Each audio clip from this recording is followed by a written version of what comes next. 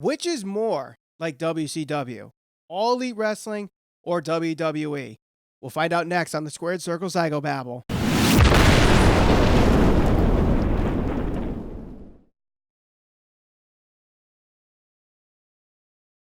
Hello and welcome to the Squared Circle Psychobabble. My name is Michael Valenti. This is Ralph Valenti. Don't forget to subscribe and hit that bell for notifications. And of course, follow us all over social media. We're on Facebook, Instagram, and Twitter at SCPB Podcast. So, Ralph, now that we have All Elite Wrestling, Double or Nothing is in the books, and the war is, I guess, officially on, at least with wrestling fans, there's always that comparison to WCW. Now, you can make the case that All Elite Wrestling is like WCW. But you can also make the case that today's WWE is like WCW. So I will ask you first, which do you think is more like WCW? So I think that both of them have certain similarities to WCW, especially when you take into consideration what WCW was towards the end of its existence, I guess you could say. So a lot of people make the comparison to WWE and WCW and say that, you look at the mass exodus of fans. There's no denying that WWE right now has had a certain percentage of its fan base stop watching its show altogether. Now, is WWE similar to WCW in the sense that it's bleeding money? Certainly not. But I do feel like they haven't necessarily been able to create some of those top guys from their mid card, and that has certainly created the movement where people are starting to ask for the releases and look to go to other promotions like AEW or New Japan or Ring of Honor or elsewhere. So you could certainly draw that comparison to WCW, because if you think back to WCW, you had a lot of the top guys, whether that was Hall, Nash, Hogan, whoever. Those are the guys that people typically point to and say they were unwilling to give up their spot at the top, especially Hulk Hogan at the time. And they wouldn't let certain guys like your Eddie Guerreros, Chris Jericho's, Rey Mysterios, Dean Malenko's, those type of guys, they wouldn't really give them the opportunity to show what they're really made of. Now, is that similar to WWE in a certain sense? Yes and no. I think more of the issue with the WWE is they just have they have too many wrestlers on contract to begin with. I Well, think there's way too many there was wrestlers. definitely a lot of people in WCW. Definitely, yeah. There were quite a lot of wrestlers on that card, and they didn't have. Well, actually, they ended up having 5 hours worth of programming a week because you had 3 hours of Nitro and then 2 hours Thunder. of Thunder. Right. So again, there's another comparison with WWE and WCW. But let's go back to AEW here, and of course, a lot of people make the easy connections to WCW Yeah, here. at face value, you're gonna have people that are gonna say the billionaire, TNT, all that type of stuff. Right. Of So, course. yes, it's backed by a billionaire that runs a sports team, Ted Turner with the Atlanta Braves. Now we have Shahid Khan financially backing AEW, and he owns the Jacksonville Jaguars. They're both on TNT and have their TV deal with Turner. Uh, we have even to the fact that a Rhodes is leading the creative in a way. So back in the early 90s of WCW, it was Dusty Rhodes. Now we have Cody Rhodes running things here. At first, it's starting as an alternative, and maybe it evolves as competition. And WWE even had a meeting before Money in the Bank saying that, we do address this as competition. So, They actually acknowledged AEW from everything that we've heard. yes, that's true. But, going back to what you were saying with WWE and not pushing mid card guys, I don't know. Like, we were at Money in the Bank. Right. And it was a pretty decent show. Sloppy at times with the in-ring work, I'll admit, but it was entertaining nonetheless. But the ending was very frustrating for me as a wrestling fan, as someone that spent money for a ticket, to just have Brock Lesnar come out, win Money in the Bank with no explanation whatsoever. It's just like, okay, Brock wins. He's going to hijack Money in the Bank, probably win the Universal title, hijack that again too. And it's, every deja vu all over again. It's almost like watching the finger poke of doom all over again. Yeah, I mean, I definitely understand why people are frustrated with the ending of Money in the Bank. To me, Brock Lesnar is interesting because he's a very polarizing figure. You're going to get people that really like him, and then you're going to get people that hate him and are frustrated with him. Who So likes Brock Lesnar now? I respect Brock Lesnar, one, because I remember the Brock Lesnar who used to put on great matches. But he's And definitely not that guy anymore. He doesn't do that anymore. So there's that.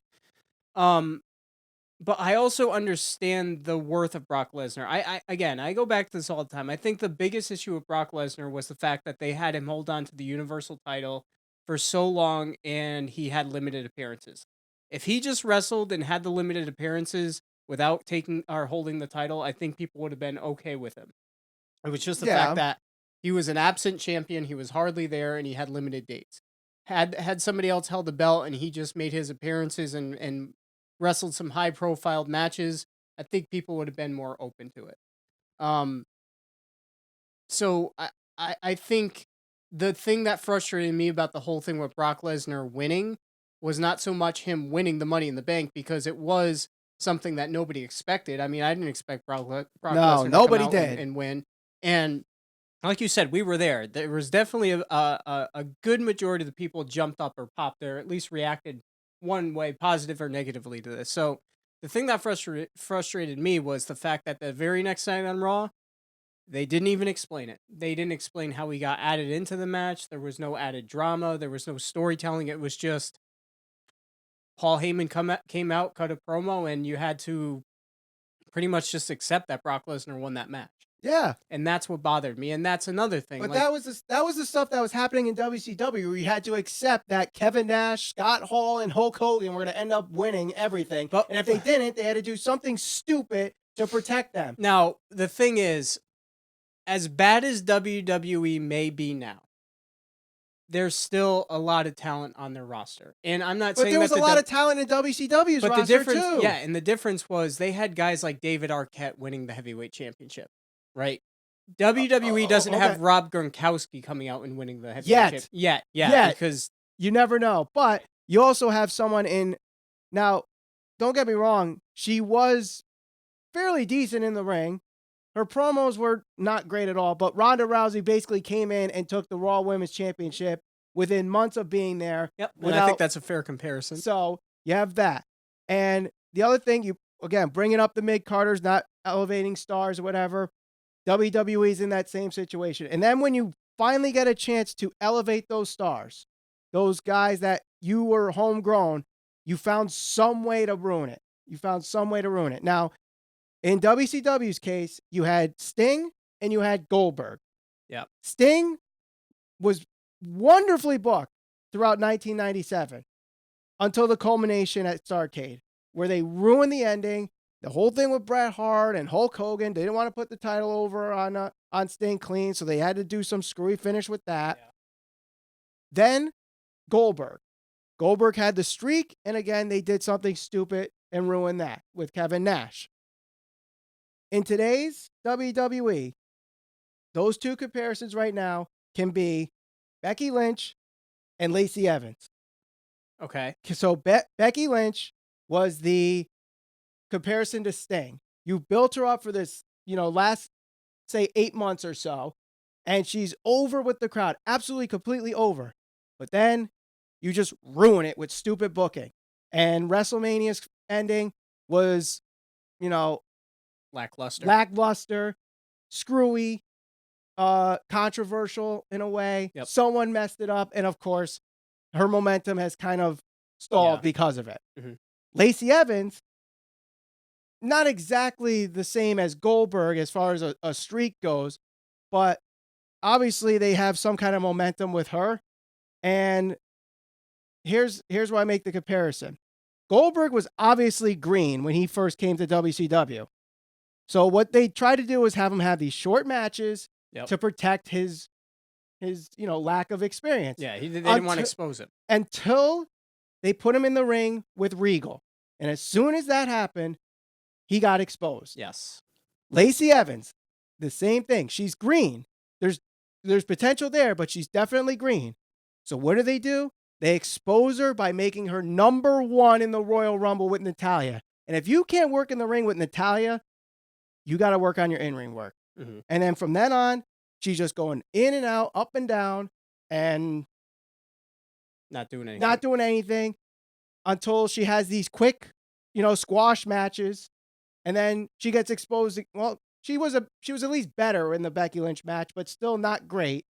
So it's the same thing. They exposed her too early in the ring, and Right. you can't fix that. So that's basically another WCW-esque thing that WWE's doing. Well, you brought up Hulk Hogan, and obviously there was a lot of good and bad with Hulk Hogan in WCW. So obviously there was the NWO, which was huge. I mean, one of the greatest factions of all time. But the NWO and those guys were also responsible for the demise of WCW, Mhm. right? And a big portion of that was more or less creative control. Like Hulk Hogan, at the end of the day, had a clause where he had complete creative control, as far as everybody said.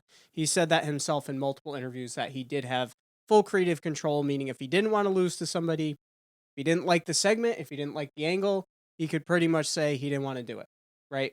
Now, with All Elite Wrestling, everybody keeps pointing out creative control, creative control. I think that's the wrong word. I don't think it's really creative control. I think that's creative freedom.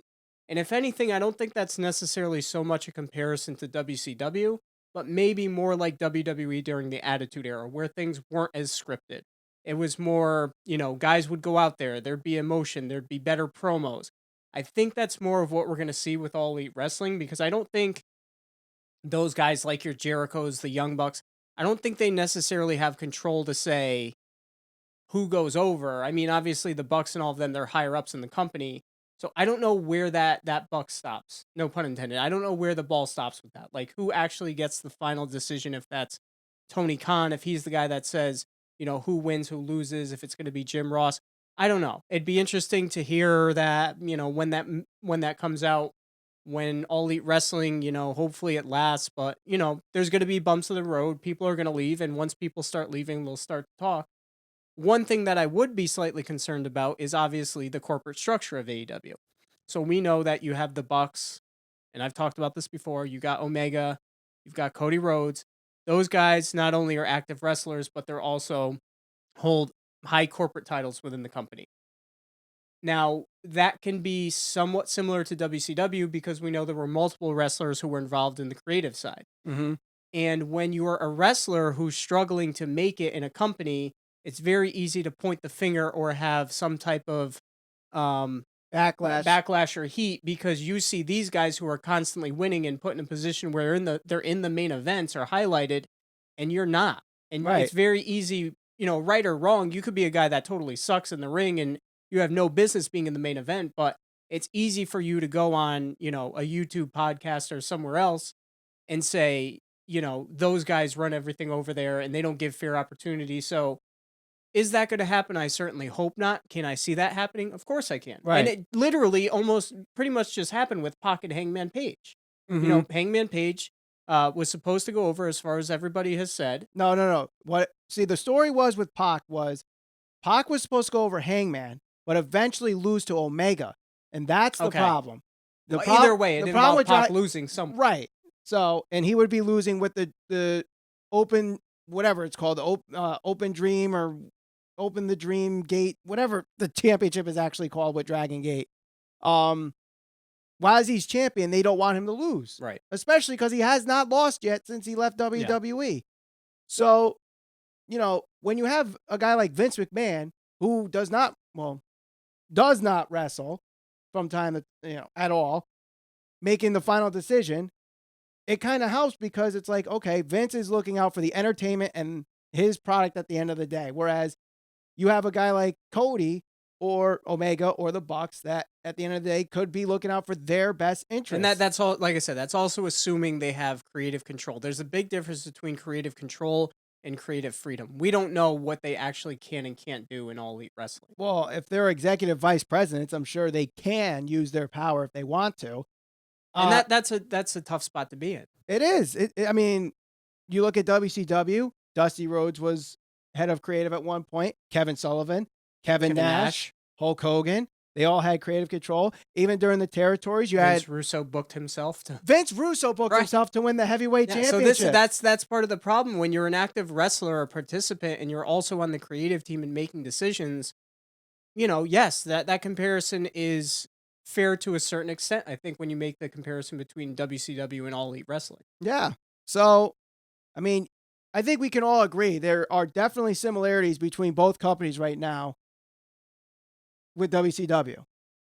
But as of this recording, Yeah. who is more like WCW? Answer the question.